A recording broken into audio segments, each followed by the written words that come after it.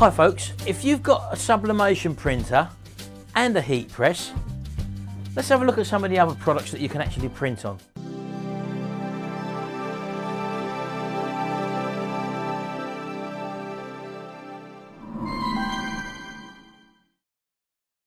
Right, well, the chances are if you've got a heat press and you do t-shirt printing, you may have also invested in another home little business which you can run alongside the t-shirt business, and that is a mug printing business. Now with the mug printing business, I use Sublimation. That's a different type of ink than the normal inks I use for my t-shirt printing, and Sublimation is a way to transfer a permanent image onto a substrate, a blank substrate, preferably with a white background because you can't sublimate onto a dark background, and create stunning images and merchandise which you can obviously sell on for profit. So let's just have a little look. There's literally a myriad of different types of products that you can get out there, and I've just got a few demonstration bits here. So let's just show you what we've got here which we can actually print on. Right, well, as you can see, I've got some jigsaw puzzles there, different sizes. These are only sort of ones for the A4 papers that I use. We've also got other types of clothing. You've got little baby bibs here which you can sublimate printing on. Don't forget, when you buy clothing, you can't print on 100% cotton garments. This is obviously some sort of poly mix garment, so that's one thing, you can't just print on any garment. Obviously a different myriad of phone cases here.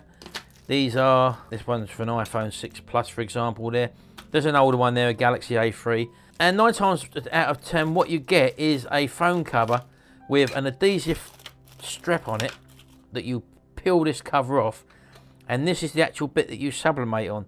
This has also got a protective coat on it at the moment, but it's just a thin aluminium strip. So once you actually put that under your heat press and print on that, you then remove the plastic strip there, and then you can lay the cover, the printed cover, inside the actual phone cover there. We've got things like photo frames, which is again got a protective coating on it. This is a little frame for a picture there. We can print directly onto that. You've also got little bits of jewellery and stuff like that. Again, same sort of procedure as the iPhone cover there. You've got your little printable area and also a little sticky label there for you to attach to a hair clip. And also like a little compact mirror there as well, you can see. As well as certain types of jewellery. There's a little pendant there. And there's a slightly different design pendant there with a couple of hearts on it. And if we just take a look at the PC for a minute, what we've got here is a piece of software that will automatically size all of the products that are on the market. This is from Subliblanks, this piece of software, and they do literally a whole array of different products there. As you can see, if you look down the side menu bar there, these are all the different categories which they do products for, and these are the products that they actually stocked in their shop, for example. So let's say, for example, mugs and tiles. So if you clicked on the mugs and tiles icon, down at the bottom here you've got a slide bar with all the different sizes and styles of mugs and items they do in that range. So there's the mugs and the water bottles, for example, and these would be ceramic tiles there, as you can see, with the sizes and dimensions. So for example, if you wanted to look for jigsaw puzzles, you would come up here and you'd click on the jigsaw puzzle link there, as you can see. That would open up the different types of puzzle which they do, and if you just hover the mouse over the page, you'll be able to see the actual sizes of what you can actually do. There's a round puzzle there, there's a square puzzle there, another round puzzle there. So for example, if you wanted to choose this puzzle here, you'd click on it, that will load up in your window and it'd give you the actual size of the puzzle, which is a 30cm by 30cm, and all you would do then would click on the add photo image, pick an image on your computer. Let's say I choose that one and open it. And as you can see, it brings it onto the puzzle. Now it's not quite the right size, so you can grab hold of a corner, for example, and just drag it bigger until the puzzle fills the page, and then you can literally move about within your picture to get just the piece you want of the puzzle. So let's say there, for example, and when you let your finger off the mouse, it automatically sizes the image, and then that would be print ready to print out. And if you want to remove it, just click on the right click and then just click remove. So let's put another picture in this one, for example. So let's go for the iPhone 6. So if we go to Apple Smart Covers at the top there and go down the bottom of the page, and you'll see a whole array of the different iPhone 5 cases to date. This software is updated as new phones come out, and I've just clicked on that. So it's loaded the image up there, and then we just click add photo, open it up, and it's at the wrong orientation at the moment, so we can just spin that round and then just drag a corner out. And once you've got it to the size, again, if you just hold the mouse left button down, you can see the whole image, and you can just trim up where you actually want to put that image so you can get every piece of detail in that you want, and then let go. And it's automatically allowed for the cutout of the iPhone, and just click outside the box, and there you go. It's already sized, it's on there, and all you have to do then is click the print button. The color profile is already set, and I want to mirror the image, and then click print. Choose your printer, and then this would now print out your image in the correct size without you having to worry about resizing it. And as you can see here now, this is that image in the reverse at the correct size. So all I would do then would be to get my white insert, pull the protective cover off of it.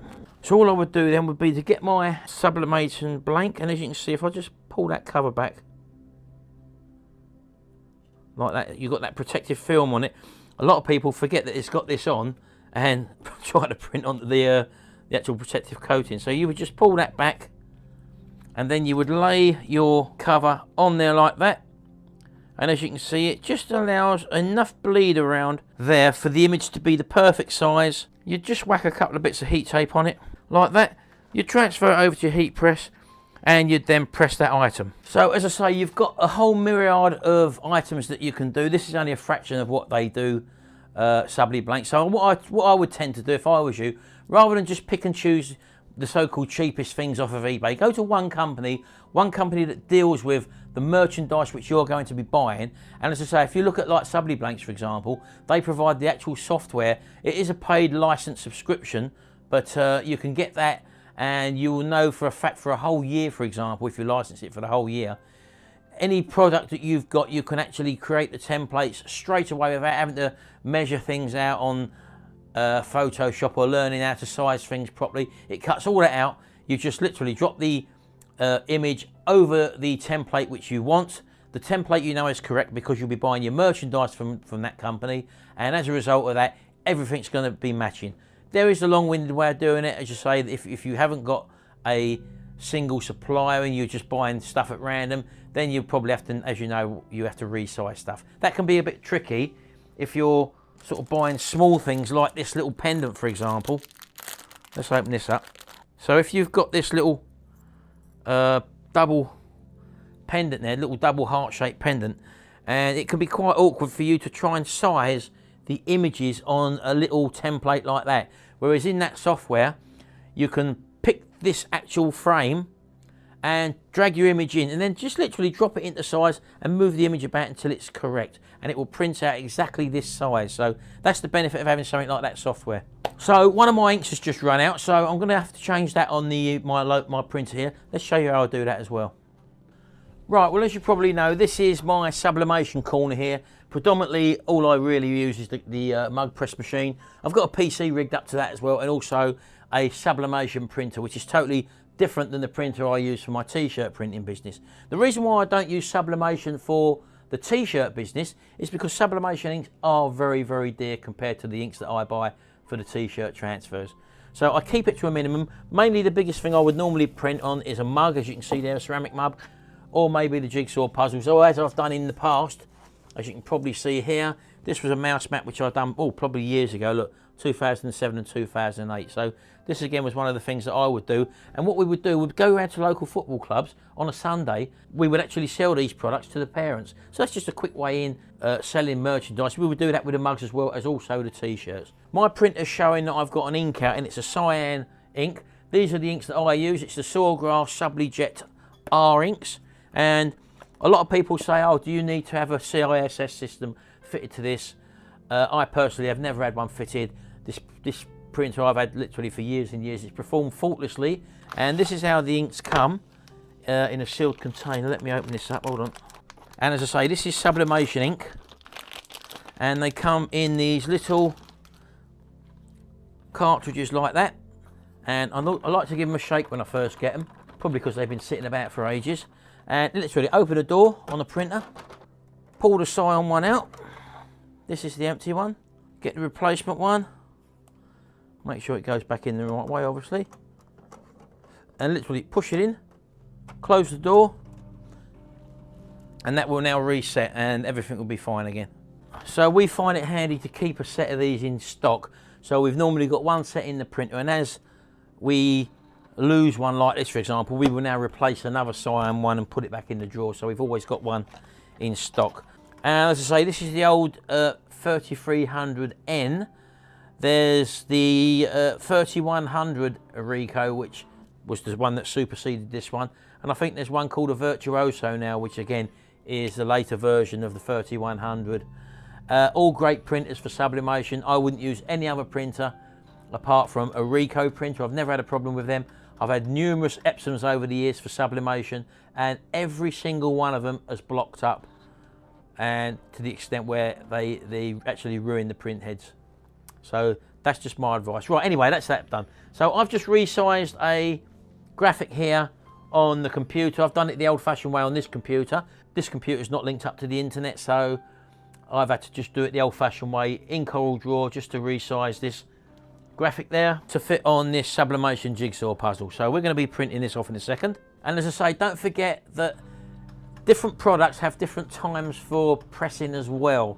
So when you go to a company, you'll normally find that on their web page, they'll take you to the jigsaw puzzle page. And if you scroll down the page a little bit, you normally find the time and the temperature, which they say pressure, and also the pressure. So every item is probably different. This is totally different from a mug. This product presses between 60 to 75 seconds at 185 degrees. As you know, when we're printing mugs, it's 190 degrees, and it's for a lot longer period because you've got to warm up a ceramic mug at the end of the day. So every product is different. So make sure that you do have either a data sheet of the different products, and just write a card out of if you use mugs, if you use jigsaw puzzles, if you use mouse mats, if you use tiles even. They'll all require different times, so don't just think the same time will do everything. It won't. So that's where you have to obviously do your research with the products that you're going to be selling, and make sure that information is readily available to yourselves when you're coming to press these different garments and items. Right, okay then, so we're going to print that out now. All I'm going to do is click print, and we use the Power Driver software in conjunction with my Sawgrass sublimation inks, and that automatically reverses the image in the software and also sets the color profiles for the printer to match up with the sublimation ink. Right, here we go. Now, one thing I always get asked by people is when sublimation ink is printed out onto the sublimation transfer paper, this isn't standard paper, we've got sublimation ink on a sublimation transfer paper, the colours don't look all that vibrant. People always say that. The colours will become vibrant once you've actually pressed the ink, because the ink, when it transfers onto your substrate, which in this case is our jigsaw puzzle, will turn to a gas, and that gas then activates the ink and it becomes very bright and vibrant. So let's go and press this and prepare this now for printing. Right, jigsaw puzzles can be a bit of a tricky one to do, because they've got a tendency to fall apart if you ain't careful. So what I tend to do is just to turn it over, cut the wrapper off of it first of all, just to loosen that off. And before I actually take it off at the bottom, I'm just going to put the picture underneath. Just slide it under while we've still got that plastic film on. And just place it on the picture for one. And now I'm going to literally just cut down 3 sides and then just pull the paper out of the way. As you can see, the puzzle's still in one piece and it's on the image. Right, so once we've got our transfer paper where we need it, put the backing back on and literally just get a couple of bits of tape just to hold it. Many different ways of doing this, just the way that I do it, just like that. And all I'm going to do then is turn it over, because we want the transfer paper to be faced up on our heat press, because we want the heat to directly come in contact with the transfer paper. So let's put that in there now, and I'm just going to press that. Make sure we've got enough pressure there. Right, so I'm going to leave that now for the allotted time of 75 seconds at 185 degrees centigrade. There we go. Going to be very, very hot. What you can do is to get a board to slide it underneath your actual jigsaw puzzle and bring it out on another board. I'll just use that old puzzle for now. There we go. So let's have a little look at what we've got. There we go, superb. One superb full coloured jigsaw puzzle. And one thing I just wanted to show you as well, let's show you the puzzle first of all. I'm sure you can see that it's a fantastic gloss. But if I just move this to the side, can you see the moisture underneath there? Look, the water that's left on that counter there. Look, I don't know if you can see it, can you? Well, that's from the actual cardboard underneath. And that's why moisture plays a very important part when sublimating. Can you see that on my fingers? There's actually loads of moisture, but as far as our puzzle is concerned, can you see the gloss on that? Absolutely superb. Look, full colour sublimated image on that puzzle, and they make a really good gift, especially for something like for a little toddler, like a 4-year-old or 5-year-old, and it keeps them off of the iPad. But as you can see, full colour image there. And can you see how I was said about how they come out once they've gassed off these inks, and how they really do come out vivid compared to when you first print them out. I have so many people say, oh, I've printed it out and it looks very dull. Well, that's what happens when you sublimate the inks. They come out absolutely superb. Sublimation has many, many uses, but I don't use it on t-shirts purely to keep the cost down. But it's just another way that you can expand your home business to reach a wider market and to basically diversify rather than just doing the t-shirts. But take a look at the Subliblanks website, for example, and look at their sublimation stuff, and you'll probably see loads and loads of different stuff that you can buy. If you wanted to go one step further, of course you can buy a hat press or a mug press, or even some of the speciality type mugs where you get tapered mugs or beer tankers or water jugs or flasks or something like that. You can even print on, sublimate on certain glass objects as well. So it's a very big market. It's not just mugs that we use sublimation for. It can be this sort of stuff as well. Anyway, hope that was of some interest to you people. Looking to probably get into the sublimation market as well. And there is a whole vast amount of products out there which you can exploit as well. Anyway, hope you enjoyed this one. Thanks very much. See you again in the next video. Don't forget to rate, comment and subscribe, and also share my videos about as well if you're interested. Check out my training DVDs. I'll leave a link in the description box below. I don't go into sublimation in my t-shirt training DVD because for a beginner starting off, sublimation using large images and also the specialist t-shirts can be quite expensive. Keep it simple. Print your t-shirts on cotton stuff, use transfers or vinyls, and for sublimation you've got a whole new world if you want to go down that road as well. Thanks very much. See you in the next video. Till then, bye for now.